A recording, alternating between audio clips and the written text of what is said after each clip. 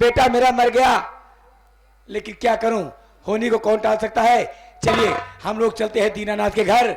दीनानाथ के घर चल करके शादी तय करते हैं। मैं जाने ही वाली थी, लेकिन अब क्या करूं। चलो आओ। चलो।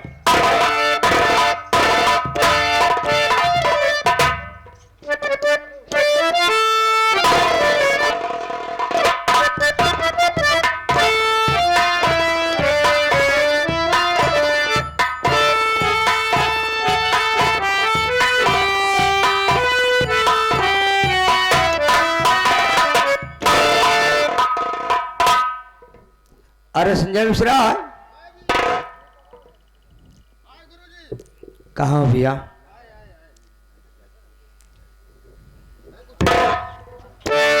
साथियों, पहले आप लोगों में परिचय लीजिए। मैं कौन हूं, कहां का रहने वाला हूं। साथियों, जिला बनारस, विधानसभा फूलपुर, ग्राम गरीब के पुरवा का रहने वाला हूं और मेरा नाम दीनानाथ पांडे है। मैं पहले प्राइमरी में अध्यापक था। रिटायरमेंट होने के बाद मैं सोचा कि क्यों ना फूलपुर में एक नेक काम कर लूं, क्योंकि आज 15 साल से विधानसभा फूलपुर की जनता लूटी और ठगी जा रही है। आप लोगों का बहुमूल वोट लेकर त्रिलोकीनाथ त्रिपाठी यहां से चला जाता है और नहीं पूछने आता कि आप लोग कैसे हैं। लेकिन आप लोगों के सहारे मैं चुनाव मैदान में आया हूं। अगर आप लोगों का आशीर्वाद मिला और मैं इस चुनाव को जीता, तो मैं वादा करता हूं कि आपके दूसरे के साथी रहूंगा और आपके कंधे से कंधा मिलाकर रहूंगा। साथियों, मेरा चुनाव निशान लाल घोड़ा है। लाल घोड़ा के सामने मुहर लगाकर एक बार अपने सेवा का अवसर प्रदान करें। अरे मिश्रा जी, प्रणाम गुरु जी। और मिश्रा जी? ठीक है गुरु जी, प्रचार की तरफ मैं गया था। अच्छा, प्रचार अच्छी तरह हो रहा है।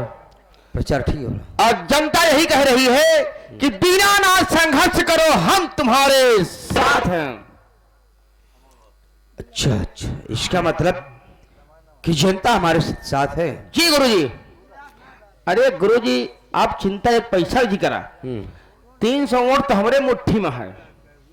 300 वोट अकेले? हाँ भाई, वाह। 500 वोट खोदई के मुट्ठी में है। अरे खोदई कौन है भाई? अरे गांव में खोज के वोट निकाल रहे, जान ले। एक वोट छूटे है पौधे के लगे, सब प्रचार करके ढूंढे यहाँ, जान ले। अंकुर या बैठा पासवान, 50 वोट इनके हाथ में है। तो भाई ऐसे लोगों को जोड़कर रखो। जी गुरु जी। चलो ठीक है, कोई बात नहीं।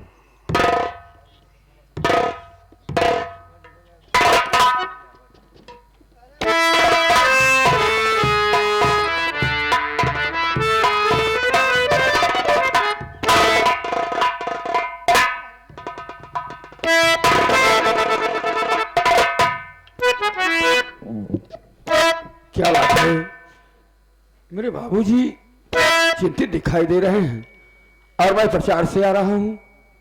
इनकी चिंता का कारण मुझे जानना चाहिए।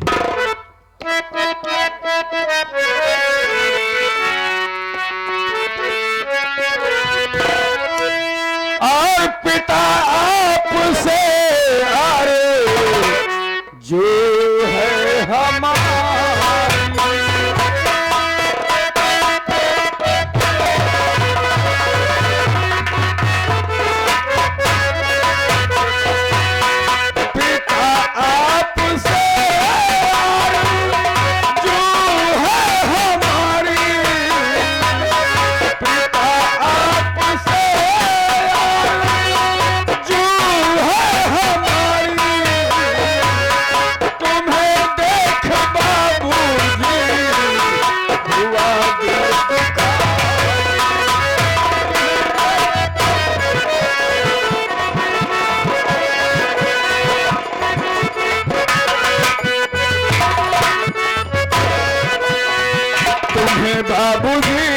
कैसा कम हो गया है।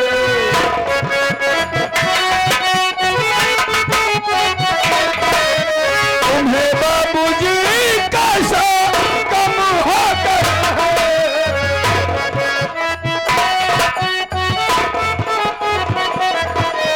तुम्हें बाबूजी कैसा कम हो गया है। कहो लाल से अपना कहो लाल।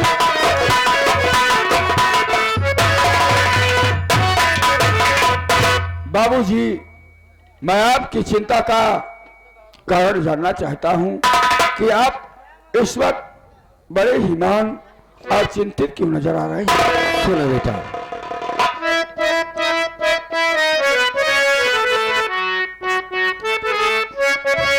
अरे कहूँ क्या मैं तुमसे अपनी कहानी।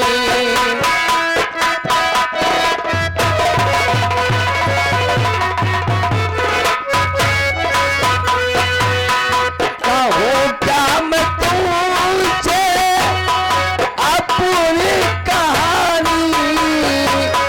कहाँ है न जाता मुझसे तुम्हारी। कहाँ है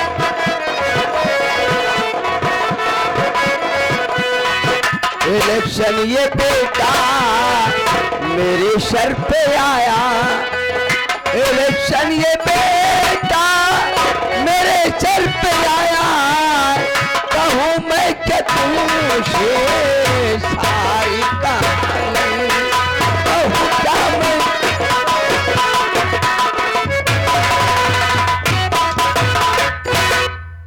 इसका मतलब आप चुनाव को लेकर परेशान हैं और आपकी चिंता का सबब चुनाव बना हुआ है। हाँ बेटा, मैं यही सोचता हूँ कि इस फूलपुर में किसी में हिम्मत नहीं थी मंत्री त्रिलोकीनाथ त्रिपाठी के खिलाफ नजर मिलाने की, और मैं ऐसे दिग्गज नेता के खिलाफ चुनाव लड़ रहा हूँ। पता नहीं मैं चुनाव को जीतता हूँ, चुनाव हार जाता हूँ। बाबूजी, मंत्री त्रिलोकीनाथ इस विधानसभा फूलपुर से 3 बार एमएलए बनकर मंत्री पद मिला उन्हें, और 3 पंचवर्षीय में उन्होंने जनता के हित में कोई काम नहीं किया है। इसलिए जनता परिवर्तन चाहती है और जनता ने भरोसा दिलाया है कि इस चौथी पंचवर्षीय में हम मंत्री जी को न चुनकर दीनानाथ पांडे को अपना वोट देकर उन्हें जिताएंगे। इसका मतलब कि जनता हमारे साथ है। हाँ बाबूजी, वो दिन दूर नहीं। अब सब देखेंगे कि मंत्री को इस चुनाव में आप मुंह जवाब देने वाले हैं, धूल चटाएंगे आप। ये बात है। हाँ बाबूजी।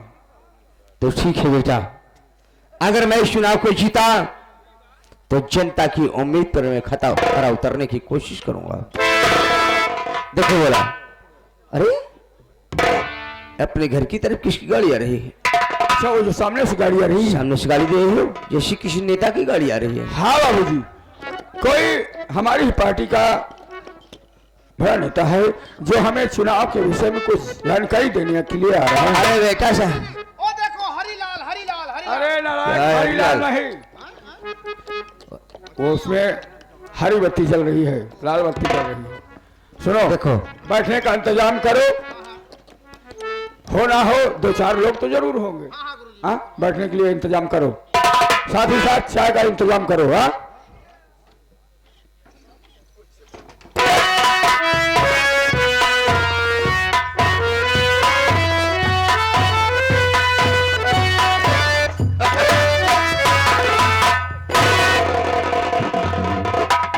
अहो भाग्य हमारे, अहो भाग्य हमारे जो महानुभाव हमारे दरवाजे पर पधारे। नहीं मास्टर साहब, देखिए ऐसा कहकर मुझे शर्मिंदा मत कीजिए। लेकिन मंत्री जी तशरीफ लाए, बैठिए।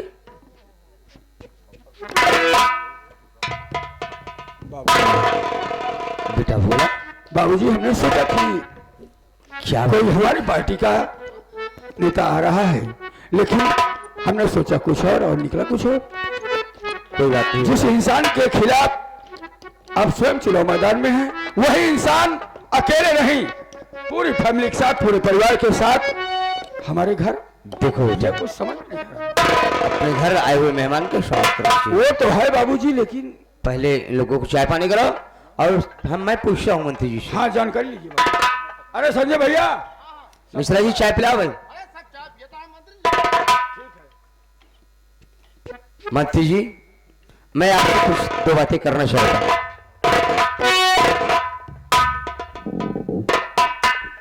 मास्टर साहब क्या बात करना चाहिए, बोलिए ना।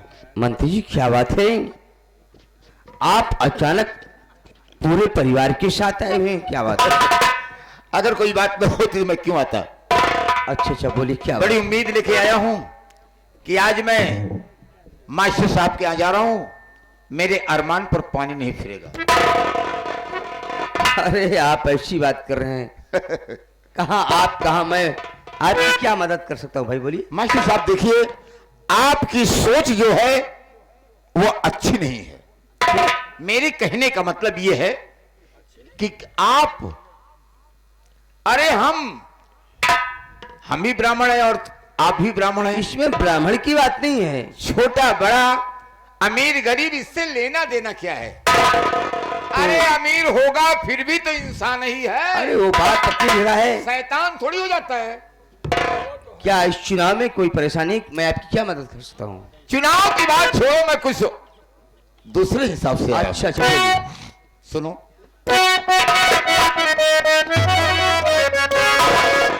तो बात नेताजी मेरी सुनो ध्यान से, आपकी बेटी सीता सयानी हुई, मेरे बेटे के संग शादी कर दीजिए।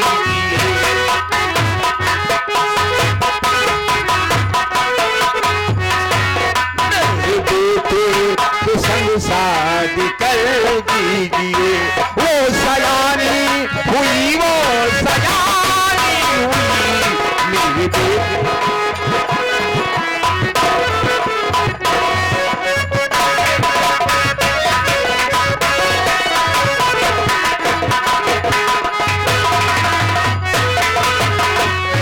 मास्टर साहब, मैं सोचता हूं कि हमारा बेटा भी सयाना हो गया है और आपकी बेटी सीता भी सयानी हो गई है। अगर दोनों का गठबंधन हो जाए तो बड़ी शुभ बात। ये बात, अब आपकी बात मेरी समझ में आई, तो सुनिए मेरी बात।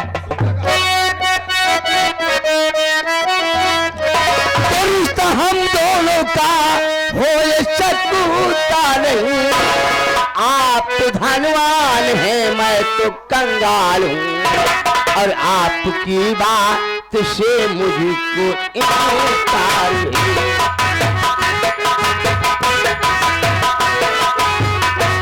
आपकी बात से मुझे तो इनकार है, आप धनवान हैं, मैं कंगाल हूँ।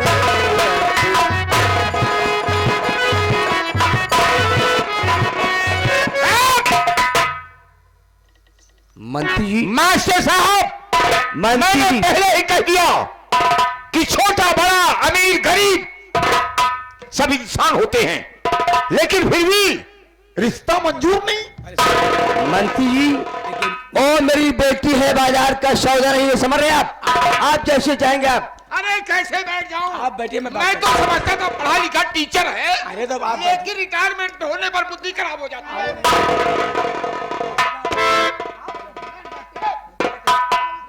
बैठो। ये कैसा इंसान है? मास्टर साहब, आप नाराज मत होइए। अरे नाराज होने वाली बात ही है। देखिए मास्टर साहब, आप भी गलत सोच रहे हैं, क्योंकि आप ये सोच रहे हैं कि मैं इनके खिलाफ चुनाव लड़ रहा हूँ। हो सकता हाँ, है- जरा सोचिए। पहली बात तो रिश्ता बिल्कुल हो ही नहीं सकता अभी, क्योंकि देख रही हैं आप कि चुनाव 10 दिन रह गया है। देखिए मास्टर साहब, आप मेरी बात अगर समझें तो मैं आपके बेटे के से दो बात करना चाहती हूँ। भोला, जरा बातें करो, क्या बातें करना चाहती? क्या बात है? बेटा भोला, तुम कितने पढ़े हो? मैं बीए कर चुका हूँ। अच्छा अच्छा अच्छा। बीए करने के पश्चात बेकार हूँ, कोई नौकरी नहीं। अरे बेटा, तो मुझसे कहा होता। अरे बाप रे बाप। कितने सरकारी दफ्तरों के चक्कर लगा लगा के थक गया हूँ। अरे बेटा, किसके पास जाऊँ? फैजाबाद में भरोसा ही उठ गया है। फैजाबाद में एक बाबू की पोस्ट खाली है, मैं तुम्हारी नौकरी वहां लगवा देती हूँ। और क्या? मोबाइल लाइए मेरा। नहीं नहीं नहीं, रहने दीजिए, मुझे विश्वास हो गया है। जो आप बात करना चाहती हैं वो करिए। मेरे कहने का मतलब यह है, तुम्हारे पिताजी गलत सोच रहे हैं। उनका सोच ये है कि हमारे पति जी चुनाव हमारे खिलाफ लड़ रहे हैं, हो सकता है दुश्मनी हो। नहीं बेटा, ऐसा नहीं है। आपके पिताजी गलत सोच रहे हैं। रही बात शादी की, तुम अपनी बहन की शादी कहीं ना कहीं तो करोगे ही। वो तो है आंटी, लेकिन मेरे पिताजी आप जानती हैं कि अभी कुछ दिन पहले मास्टर थे, हाँ, रिटायर हो गए। वो मैं जानती हूँ। वो गलत कभी नहीं सोचते हैं। अरे मेरे कहने का मतलब ये नहीं है वो गलत सोचते हैं। कहने का मतलब ये है कि मेरे खिलाफ चुनाव लड़ रहे हैं, ये सब सोच करके। लेकिन नहीं बेटा, अरे चुनाव अपनी जगह पर है, रिश्तेदारी अपनी जगह पर है। अगर हमारा तुम्हारा रिश्ता हो जाएगा, तुम्हारी बहन की शादी मेरे बेटे के संग में हो जाएगी, तो तुम्हारी बहन तुम्हारे पिताजी को तुमको दुआएं देगी। यही कहेगी कि वाह, मेरे पिताजी और मेरे भैया ने मेरे लिए कितना बड़ा घर ढूंढ दिया है। अरे बेटा, भगवान ने मुझे कोई बेटी नहीं दिया है। हाँ बेटा, अगर आज भगवान ने मुझे कोई बेटी दिया होता तो मैं खुद चल करके आपके दरवाजे पर रिश्ता मांगने नहीं आती और मेरी बेइज्जती ऐसे नहीं होती। बेटा, आंटी, अगर तुम्हारी बहन की शादी मेरे बेटे के संग हो जाती है बेटा, तो मैं उसे अपनी बहू नहीं, उसे अपनी बेटी की तरह मानूंगी बेटा। सच में। आंटी, इतना मायूस होने की जरूरत नहीं है। क्या करूं बेटा, भगवान ने बेटी नहीं दिया, इसीलिए मुझे याद आ गया बेटा। वो तो है, बेटी का दर्द और बेटी का सुख ही वही इंसान जानता है जिसके पास बेटी हो। ठीक है, आपको मायूस होने की जरूरत नहीं है, आपकी सोच ठीक है। मैं बाबूजी से कुछ बात करूंगा, लेकिन उससे पहले आपसे एक मन में संशय है, उसे दूर करना क्या बात है पड़ेगा। बेटा? आंटी, आप चलकर हमारे घर रिश्ता मांगने के लिए आए, चलो ये भी ठीक है, लेकिन सोचो हम आपकी मांग कैसे पूरी करेंगे? दहेज में आप क्या लेंगे ये तो बताइए। अरे बेटा, तू दहेज की बात कर रहे हो? अरे राम राम राम राम, दहेज लेना मेरे लिए पाप है बेटा। अगर दहेज का नाम लोगे तो रिश्ता करो या ना करो बेटा। पास क्या नहीं है? गाड़ी, बंगला, बाग, बगीचा क्या नहीं है? सब कुछ है, आप बैठिए। टीवी है, टीवी हो जाए तो 6 महीना में खत्म हो जाइए। उनके टीवी या तो कैंसर है। एलसीडी आयु, हाँ एलसीडी टेलीविजन बोलते हैं ना कहीं का। हाँ टीवी तो है, मत हो गया है। आंटी, हाँ बेटा, आपके अति उत्तम विचार, हाँ मैं बाबूजी से बात करूंगा। ठीक है। मुझे दहेज बिल्कुल नहीं चाहिए। एक साड़ी में विदा कर दोगे अपनी बहन को, मुझे मंजूर है बेटा। ठीक है आप बात कर लीजिए। बाबूजी, बाबूजी, मैं सोचता हूँ बहन का घर बस जाए और बहन ऐसे घर में जाए जहाँ उसे सुखी सुख मिले। बाबूजी, मैं मतलब समझा नहीं। मतलब साफ है बाबूजी। आंटी कहती है मुझे बहू नहीं, मुझे बेटी की दरकार है, और तुम्हारी बहन को मैं बेटी बनाकर रखूंगी। और सबसे अति उत्तम बात तो उन्होंने ये कही कि हम दहेज में कुछ नहीं लेंगे। ये लोग दहेज विरोधी हैं बाबूजी। बात किया तो इन्होंने कहा कि मुझे दहेज से सख्त नफरत है। क्या कहा कि इस जमाने में दहेज के विरोधी इंसान? हाँ बाबूजी। ठीक है, अगर ऐसी बात है तो हमें ऐसे ही इंसान की जरूरत है। बुलाऊं फिर? बुलाओ। आंटी, हाँ मास्टर साहब कहिए, क्या बात है? देखिए भाई, ये रिश्ता मुझे मंजूर है। अच्छा, तो ठीक है। मैं सोच रहा हूँ कि चुनाव 10 दिन रह गया, चुनाव बीत जाए तो इसके बाद शादी विवाह की बात। अरे मास्टर साहब, चुनाव को देखेंगे आप तो कहीं चुनाव होगा, उसके बाद में आप और बिजी हो जाएंगे। मेरे कहने का मतलब है कि चट मंगनी पट ब्याह, कल नहीं परसों बारात बुलवाइए और ब्याह हो जाए, और आप भी फुर्सत हमारे मंत्री जी भी फुर्सत। कल नहीं परसों। हाँ